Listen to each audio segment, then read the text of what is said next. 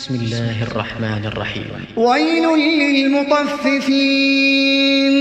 الذين إذا اكتالوا على الناس يستوفون وإذا كالوهم أو وزنوهم يخسرون ألا يظن أولئك أنهم مبعوثون ليوم عظيم يوم يقوم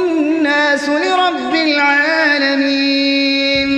كلا إن كتاب الفجار لفي سجين وما أدراك ما سجين كتاب مرقوم ويل يومئذ للمكذبين الذين يكذبون بيوم الدين وما يكذب به إلا كل معتد أثيم إذا تتلى عليه آياتنا قال أساطير الأولين كلا بل ران على قلوبهم ما كانوا يكسبون كلا إنهم عن ربهم يومئذ لمحجوبون ثم إنهم لصالوا الجحيم ثم يقال هذا الذي كنتم به تكذبون كلا إن كتاب الأبرار لفي عليين وما أدراك ما عليون كتاب مرقوم يشهده المقربون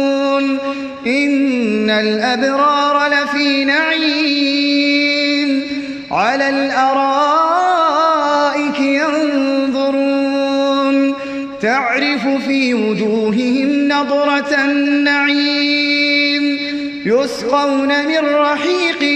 مختوم ختامه مسك وفي ذلك فليتنافس المتنافسون ومزاجه من تسنيم عينا يشرب بها المقربون إن الذين أجرموا كانوا من الذين آمنوا يضحكون وإذا مروا بهم يتغامزون وإذا انقلبوا إلى أهلهم انقلبوا فكهين وإذا رأوهم قالوا إن هؤلاء لضالون وما أرسلوا عليهم حافظين فاليوم الذين آمنوا من الكفار يضحكون على الأرائك